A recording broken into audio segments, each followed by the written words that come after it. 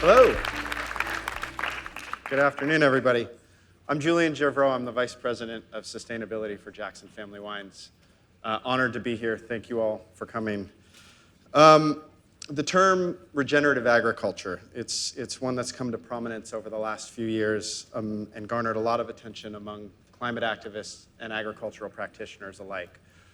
Paul mentioned it earlier, and his slide breezed right through it, but talked about it as one of the top 20, I believe, activities that can help mitigate climate change over the next few years. So hopefully this panel does a lot of Paul's work justice. Today we're going to unpack the intricacies of regenerative agriculture and explore how we can all support and invest in these systems to build a healthier planet. I'm joined today by Calla Ostrander and David Festa.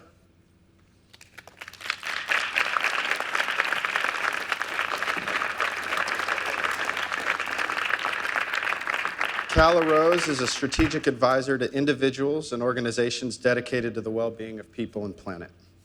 She's worked to support the advancement of carbon farming throughout the American West, building on the model offered by the Marin Carbon Project. Prior to her work in agriculture, she held climate-related positions with the City and County of San Francisco, the City of Aspen, and the Rocky Mountain Institute. David is Senior Vice President of the Environmental Defense Fund, where he's focused on helping society meet needs for food, water, and shelter in ways that increase the resilience of human and natural systems. He's worked as a journalist with The Economist, as a consultant, and a political appointee under President Clinton, focused on markets and sustainability. Regenerative agriculture is viewed by many as one of the natural climate solutions that increase carbon storage and avoid greenhouse gas emissions across global forests, wetlands, grasslands, and agricultural lands. Research has shown that these natural climate solutions can play a huge part in providing the emissions mitigation needed through 2030 to help cool the climate. For our part, Jackson Family Wines is in the early stages of experimenting with regenerative agriculture and carbon farming through a grant that Governor Brown mentioned earlier, the Healthy Soils Program through CDFA. We're still very new to this journey, so as moderator for this panel, I look forward to exploring how a company like ours can scale this practice in a way that is economically sustainable. We're going to take a bit of a different approach to our panel today. We've divided it up into 3 distinct sections. We're going to look at Earth systems, human systems, and societal systems that all need to align in order to help us successfully scale regenerative agriculture. I'm going to turn it over to Calla to get us started with Earth systems. So let's get grounded. Thank you, Julian.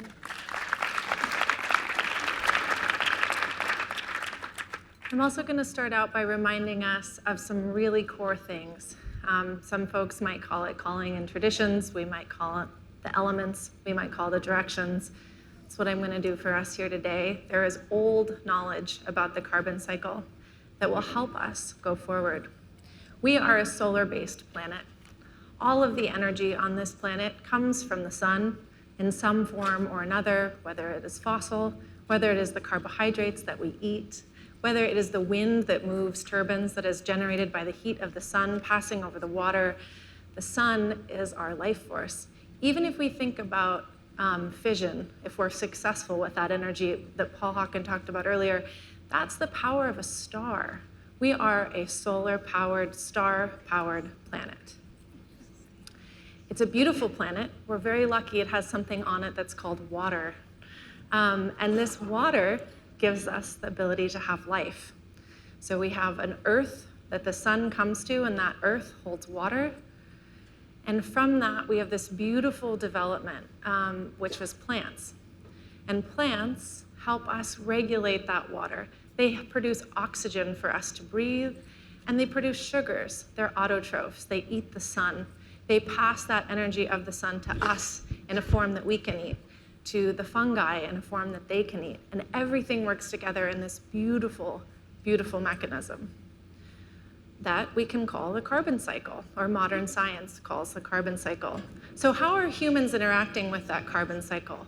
Well, right now, we've disrupted that carbon cycle to a fairly large degree by burning fossil fuel emissions, tilling the ground, burning forests, and putting more carbon into the atmosphere. This is about how much we put in every year. And this is how much forests and oceans and grasslands, what we call carbon sinks, absorb every year. That means there's about 44 to 50% left in the atmosphere. Now, with more fires, with ecosystems beginning to die, with permafrost melting, this may go down, right? That sink may become less because these systems are tilting out of balance. I'm sure you all are familiar with the Keeling curve, but I just really want to drive this point home. This is kind of our most famous graph when it comes to climate change. It's taken on the top of Mauna Loa, and it measures the atmospheric levels of carbon in the air every year. It's been going up, which we know. What we're talking about with regenerative agriculture is how we bend that curve. What Paul Hawken talks about in drawdown is how do we begin to bring that down, which means every year we need to put a little bit less emissions into the atmosphere and draw down and store even more. That is that in-breath. That's the forests, that's the oceans, that's the grasslands, that is agriculture. Culture meaning the way that we interact with the landscape, right? So we have to bring that down. Now, agriculture is the largest human management of photosynthesis on the planet, right? So we can think about agriculture as a way in which we are managing the photosynthetic process.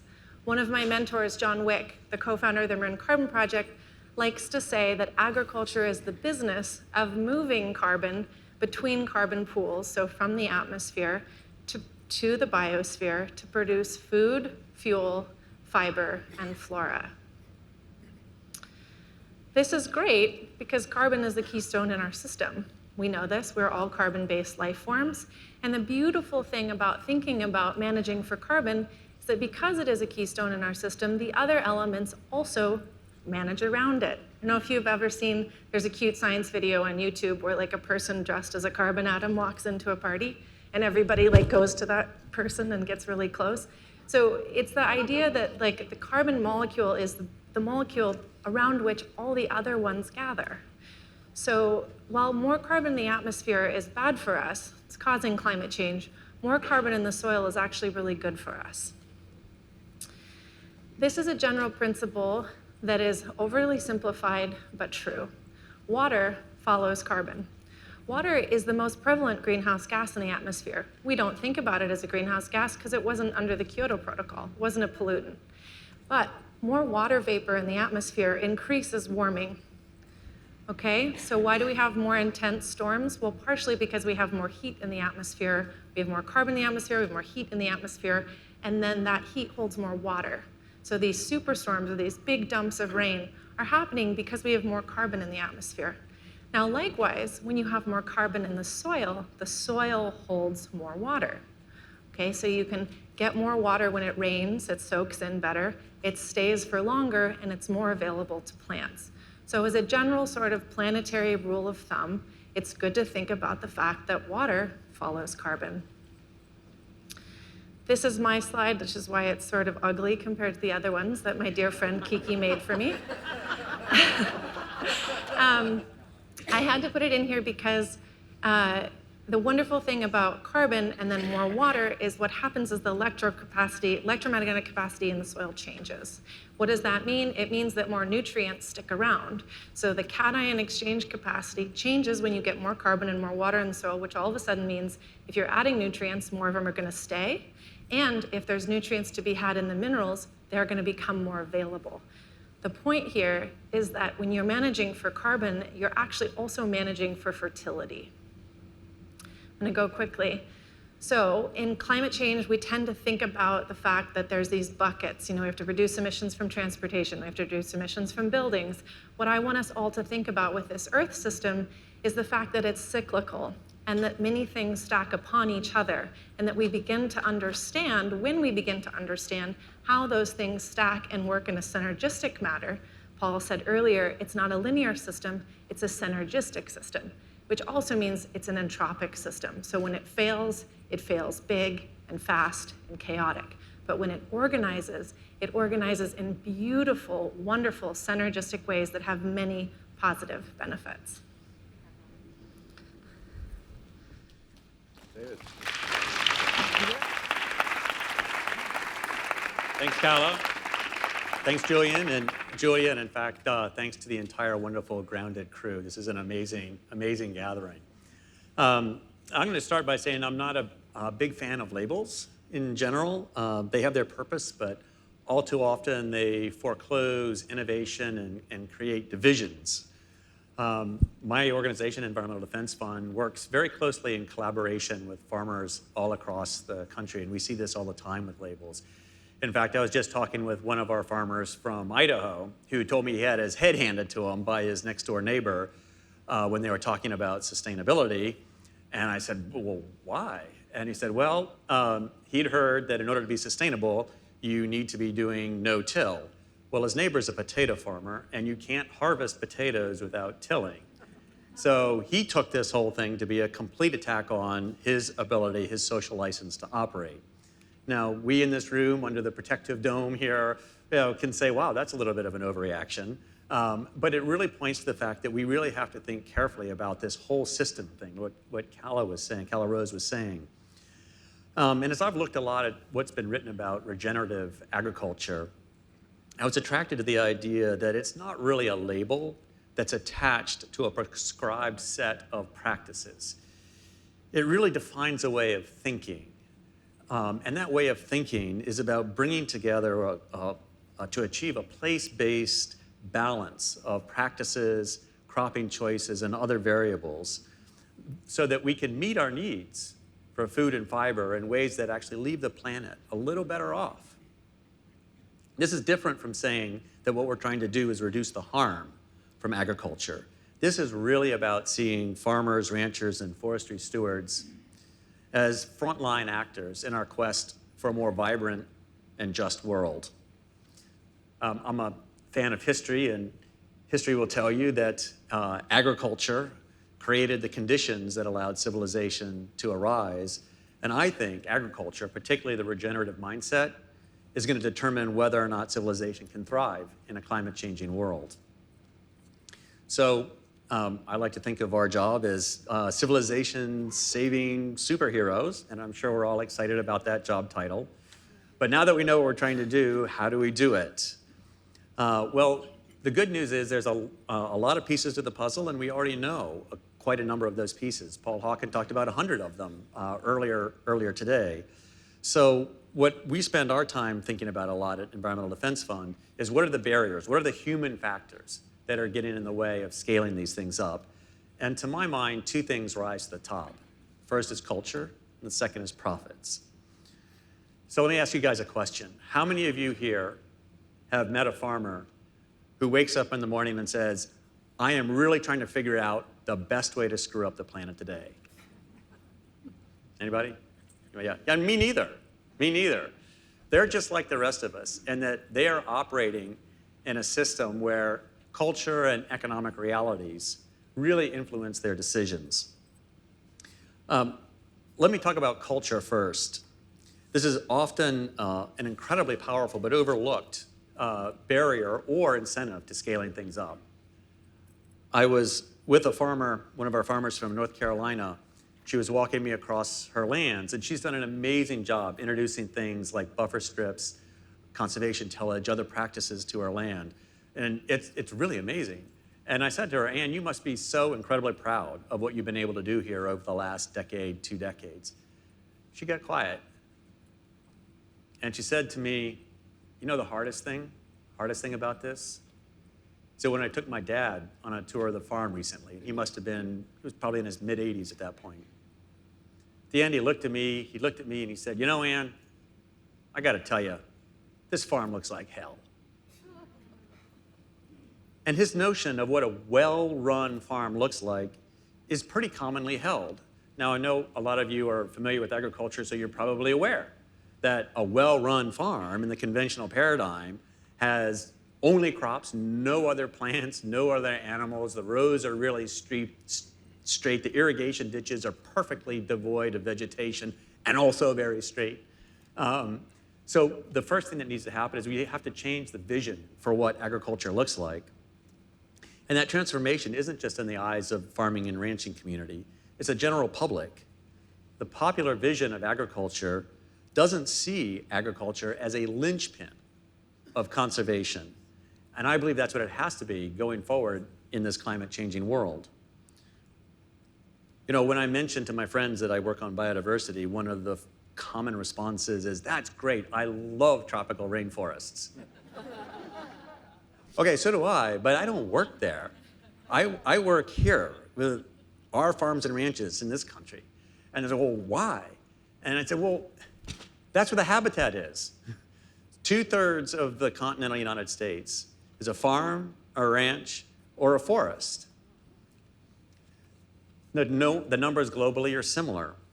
So if you care about biodiversity, or really any conservation value for that matter, it's odd that we as a society have come to see the 5% of the land that we are putting in nature preserves as sexier and cooler than the 2/3 of the land that is home to a community of people intimately connected with the natural world.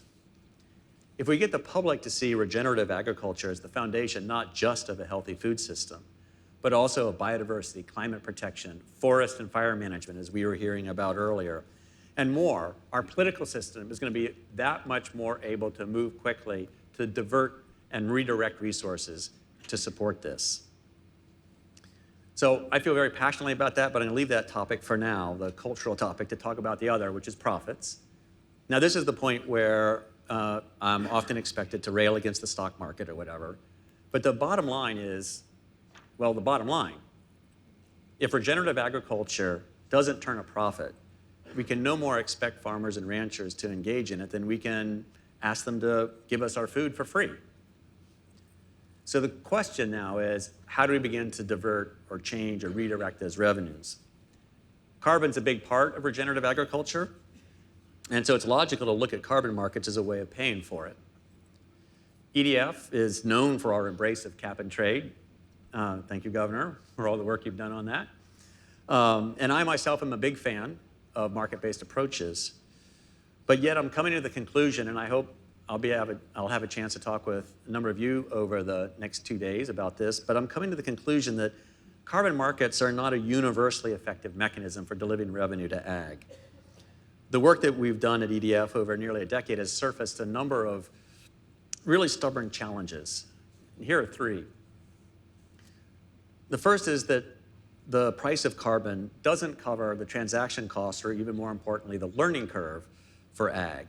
In effect, what we're asking is farming families to shoulder the financial risks of learning these new practices and participating in these new markets for our benefit.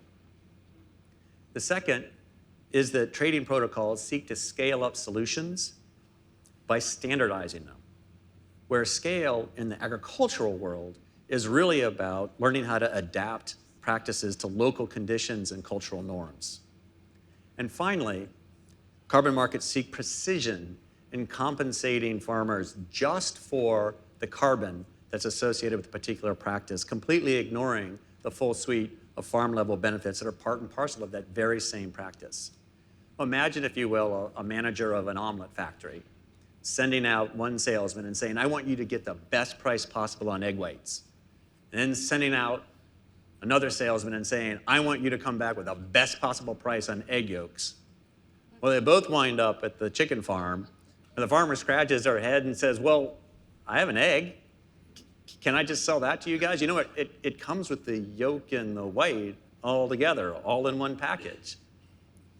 The fact is that in this analogy, it's a farm, and farms are systems producing a suite of ecosystem benefits. And the more our economic systems can reward those whole system benefits, the faster we're going to scale up. One person who really understands this is Karen Ross, who is the Secretary of California's Department of Food and Ag. And she's helped design a climate-smart farming program that recycles cap and trade revenue to fund a holistic approach that includes grants, like the one Julian was talking about, but also weaves in technical assistance, partnerships with local community colleges, and more to help farmers like Julian take the economic and cultural risk out of trying these new practices. There's some cool private sector initiatives as well. For instance, my team has been looking at real estate appraisal for farms. Now, you may know that yield is an important factor in a farm's value. Well, the farmers that we work with constantly talk about how they're working very hard to build carbon in their soil, but they'll look at their neighbors who are actually mining carbon in their soil to maintain yield. So they're driving down the long-term economic viability of their land, but that's not reflected in their real estate value. So why is that important? Well, the more value you have reflected in your real estate, the more important, or that flows through to other financial factors that help make your operation profitable, like the loan rate you're going to get for equipment or annual operating costs. So we're looking at how do we fold in carbon values into the norms of how real estate appraisal is done on farming. And again, I'm sure there's some folks out here who are in that space or know more about that than I do, and I would love to talk with you as we're done here. So I have a couple other things to say, but I see I'm almost out of time. And in fact, I think really the most important thing here to do is start talking a little bit about how some of these all come together. And I wonder if I could turn it back to you, Calla Rose, to speak a little bit to that. Thank you. Thanks for doing that transition. So I'm going to bring this slide back up here to prompt this question. How do we do this? Agriculture is deeply embedded in our society. It is not like tech. It is not like solar. It fits within our social structure. The Farm Bill and all of the programs that are in part of it are really second when you count all the military spending as first. So it is deeply embedded in our federal government. It is deeply embedded in our livelihoods. We place a high amount of value on food and food security. So we need to look at this a little bit differently than we have before, or we're familiar with, especially in California, like tech innovation. It's something that has to be supported across sectors, and we're going to need all of the sectors to participate to really make that shift happen, to bend that curve. So what is that business then that works in this space? I'm really fortunate to be sponsored by Julia and Leonardo DiCaprio Foundation and Jenna King to do activism and organizing in this space. And what I see a lot of every day is that when communities can come together with corporations who purchase their products, with governments, either local, regional, or state, and really talk to them, with scientists, with people who may have knowledge about that landscape, indigenous communities, people who've been farming it for a long time, and organize together, then we can begin to shift this paradigm. I think the Healthy Soils movement was the fastest movement I've ever seen happen in my relatively short life. And it happened because on-ground communities were incredibly organized and communicated very good science very well to our leaders. It happened also because we have leaders who listen, but it happened because we created political voice. So I'm not talking about this is a government job or this is corporations. Corporations have political voice. Individuals have political voice. You are not going to support this transition. No one person, no one group is going to support it. When we talk about farming and carbon farm planning in California, the model we have here sets up a program that stacks a state healthy soils program on top of a federal USDA NRCS program, so it brings in money there. We are also trying to work successfully with corporations to create a value add on that product for people and farmers who are delivering that service. They can give a different type of money. They can help capitalize maybe a large on-farm composting project. They might be able to buy that wool at a slightly higher price point. So that's a second leg that comes in. And then the third one is any sort of local government or your individual choices about seeking out farmers who are doing this work and finding ways to support them within your community. So it's really these three legs that have to come together, and when they do, it's spectacular how quickly change happens. I mean, we scaled this from Marin to the Bay Area counties to the entire state of California in under 5 years. And California now leads the world really in beginning to look at this. We have got Australia leading, we have France leading. I think that in this next administration, we could scale this to the level of investment that we haven't seen since the last New Deal, really since Roosevelt. I know the Green New Deal got dragged through the mud. People don't really like to talk about it now. It's not super comfortable. But what we're talking about is investing in ag. Like if we're gonna get this climate change solution where we bend that curve down, we have to get 40% at least of the landscapes absorbing carbon that are managed. And if we're gonna see those big fires and we expect to lose all of that carbon in the atmosphere, we're gonna need to get 50 to 60%. So I'm not talking about a new label. I'm not talking about a new organic. Organic land is about 2% of the land in the US, okay? This has to be agriculture. This has to be how we do agriculture. And so we have to look to the ways in which we all support agriculture through our food choices, through our purchasing supply chains, and through our governments so that we can begin to do this. The good news is that the soil responds very quickly. And there's many synergistic benefits. One of them that I didn't go over in that slide earlier when I talked about fertility, about anywhere between 40 to 70% of the nitrogen applied in agriculture ends up in the water in California. So when you hear about communities that can't drink their water, they can't drink their water because they have a nutrient contamination problem from over-application of fertilizer and also of raw manures. It's predominantly synthetic fertilizer. So what happens when you take food waste that was going to the landfill or dairy manure that's causing a problem, you take wood chips, you combine it, you make compost, you use that compost on the soil, it helps create a carbon sink, and it begins to offset the need for so much synthetic fertilizer. You begin to reduce your nitrous oxide emissions. You begin to hold more water in your soil, which again reduces the need on electricity demand on that farm. So what we need to do is understand that agriculture is a synergistic, systemic function, and it's important to pay attention to these small touch points like compost, which is my favorite subject in the whole world. Hearing Jerry Brown talk about his compost pile made me feel like I could go home. My job is over, but it's not, because I need all of you to compost too. But begin to think about these things and how they intersect. So if water follows carbon, if when you have water and carbon, you have more nutrients, if you can take a waste and make compost and apply it on the landscape, if you can begin to have actions that are responsive to that landscape, as the previous presenter talked about, this is not a one-size-fits-all solution.